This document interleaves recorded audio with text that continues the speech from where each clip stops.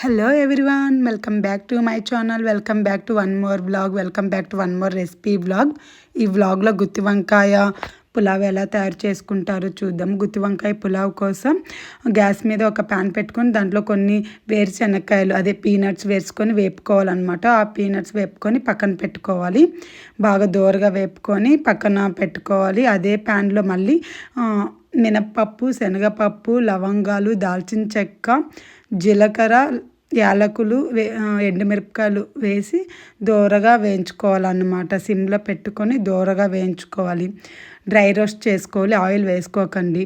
అలా బాగా దోరగా వేయించుకున్నాక ఒక మంచి అరోమా వచ్చే వరకు బాగా వేయించుకోవాలి. అలా వేయించుకున్న వాటిని ఒక బౌల్లోకి తీసుకోవాలన్నమాట. ఆ బౌల్లో తీసుకున్న తర్వాత కొంచెం కొబ్బరి పొడి, పసుపు యాడ్ చేసుకొని బాగా మిక్సీ పట్టుకోవాలి. బాగా మిక్సీ పట్టుకొని మెత్తటి పిండిలా వచ్చేలా చూసుకోవాలి. ఫైన్ పౌడర్ రావాలన్నమాట. సో అలాగా ఫైన్ పౌడర్ వచ్చిన తర్వాత దాన్ని కూడా తీసి ఒక బౌల్లో వేసుకొని పక్కన పెట్టుకోవాలి. మళ్ళీ తర్వాత వంకాయలు ఉప్పు పసుపు కలిపిన నీళ్ళలో వంకాయలు కట్ చేసుకొని వేసుకోవాలి. కట్ చేసుకోవడం కూడా 4 స్లైసెస్ గుత్తి వంకాయకి ఎలా కట్ చేసుకుంటామో అలా వంకాయలు కట్ చేసుకొని పక్కన పెట్టుకోవాలి. గ్యాస్ మీద ప్యాన్ పెట్టుకొని ఆ ప్యాన్లో కొంచెం 10 టీ స్పూన్ల ఆయిల్ వేసుకోవాలి. ఆయిల్లో పోపు దినుసులు, లవంగాలు, 2 ముక్కల చెక్క అలాగే వేపుకోవాలి. తర్వాత ఆనియన్స్ వేసి బాగా కొంచెం 1 మినిట్ వేగాక పచ్చిమిర్చి వేయాలన్నమాట. 1 మినిట్ బాగా వేయించుకోవాలి. వేయించుకున్న తర్వాత పచ్చిమిర్చి వేయాలి. 2 or 3 పచ్చిమిర్చి వేసుకొని కొంచెం వేపుకోవాలన్నమాట. వేపుకున్న తర్వాత కొంచెం కొత్తిమీర కూడా వేసుకొని వేపుకోవాలి.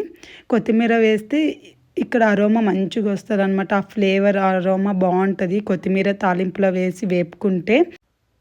ఆనియన్, కొత్తిమీర, మిర్చి వేగిన తర్వాత వంకాయల్ని వేసేసుకుందాం. ఆ పోపులో వేసేసుకొని ఆయిల్ మొత్తం వంకాయలకు పట్టే విధంగా మొత్తం మిక్స్ చేయాలన్నమాట. మిక్స్ చేసి ఒక 2 or 3 మినిట్స్ ఉడకాలి. లిడ్ పెట్టేసి మూత పెట్టేద్దాము. ఒక 2 or 3 మినిట్స్ తర్వాత చూస్తే ఇలా బ్రౌన్ కలర్లో వస్తుందన్నమాట. ఈ బ్రౌన్ కలర్ ఇంకా కొంచెం బ్రౌన్ కలర్లో రావాలి. సో వేపుకోవాలన్నమాట. బిఫోర్ టొమాటోస్ వేసేక ముందు కొంచెం వేపుకోవాలి. వేపుకున్న తర్వాత టొమాటోస్ యాడ్ చేయాలి. టొమాటోస్ యాడ్ చేసినాక మొత్తం మిక్స్ చేయాలి. మిక్స్ చేసేటప్పుడు గుర్తుపెట్టుకోండి, వంకాయ అనేది నలగకూడదు. వంకాయ విరిగిపోతే టేస్ట్ బాగోదు. సో అలా కలుపుకున్నాక కొంచెం పసుపు, కొంచెం ఉప్పు యాడ్ చేసుకొని మళ్ళీ అగైన్ మొత్తం ఉప్పు పసుపు వంకాయలకి, టొమాటోస్కి, కింద పోపుకి ఆనియన్స్ అవి వేసుకున్నాం కదా వాటికి పట్టే విధంగా మిక్స్ చేసుకోవాలి. మిక్స్ చేసుకునేటప్పుడు కూడా గుర్తుపెట్టుకొని వంకాయ అనేది విరిగిపోకూడదు. సో బాగా మిక్స్ చేసుకొని క్యాప్ పెట్టేసుకోవాలి. క్యాప్ పెట్టేసుకున్నాక ఒక 5-10 మినిట్స్ తర్వాత ఇలాగా ఆయిల్ అనేది సైడ్కి రిలీజ్ అవుతుంది. అప్పుడు మనం ముందే కొట్టి పెట్టుకున్న మసాలా ఉంటుంది కదా, ఆ మసాలా దీంట్లో వేసుకొని బాగా మిక్స్ చేయాలన్నమాట. ఎప్పుడైనా మిక్స్ చేసేటప్పుడు వంకాయ అనేది నలగకూడదు. వంకాయలానే ఉండాలన్నమాట. సో మొత్తం ఆయిల్ అబ్జర్వ్ చేసే వరకు ఆ మసాలాని కలుపుకోవాలన్నమాట. అలా కలుపుకున్న తర్వాత మనం ముందుగా నానపెట్టుకున్న చింతపండు పులుసు ఉంటుంది కదా, ఆ చింతపండు పులుసుని దాంట్లో 1 గ్లాస్ యాడ్ చేసినాను నేనైతే ఇక్కడ. 1 గ్లాస్ చింతపండు రసం యాడ్ చేసి బాగా మిక్స్ చేయాలన్నమాట. ఆ మసాలాకి చింతపండు పులుసు కూడా మొత్తం అబ్జర్వ్ చేసుకొని మొత్తం ఒక గ్రేవీలా రావాలి. ఆ గ్రేవీలా రావాలన్నమాట. ఆ గ్రేవీలా వచ్చేటప్పుడు కూడా చెక్ చేసుకోండి, వంకాయ అనేది విరగకూడదు. పర్టికులర్ మెయిన్ ఇంపార్టెంట్ థింగ్ అంటే వంకాయ విరగకూడదు. వంకాయ విరిగిపోతే బాగోదన్నమాట.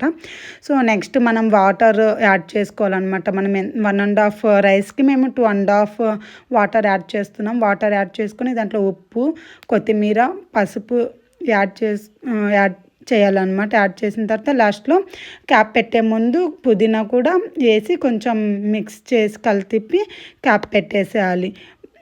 క్యాప్ పెట్టేసినాక అది మరిగినాక మేము 2-3 కరివేపాకు రెమ్మలు ఇక్కడ ఉడికేటప్పుడు వేస్తున్నామంట. అలా వేస్తే అరోమా మంచిగా ఉంటుంది.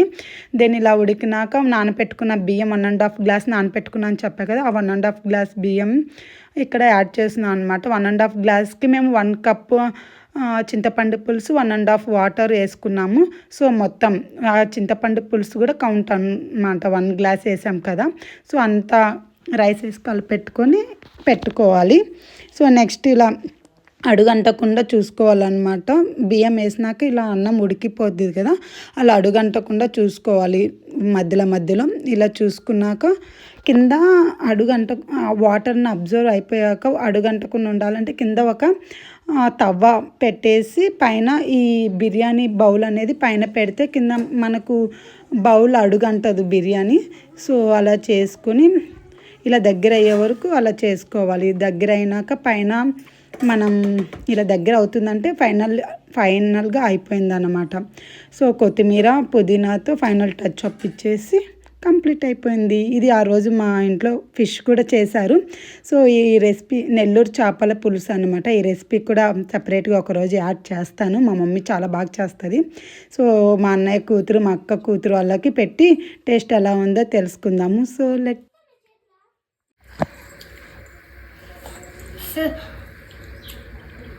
మా పిన్ని చేసేది బాగున్నది.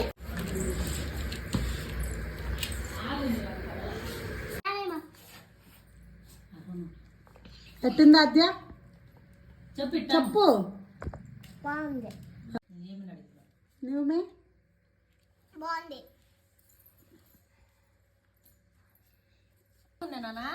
మా అక్క కొడుకు బయట ఉన్నప్పుడు చెప్పాడు పిన్ని వంట ఎలా ఉందంటే యాక్ అని చెప్పాడు. ఇక్కడ ఏడుస్తున్నాడు అడిగితే.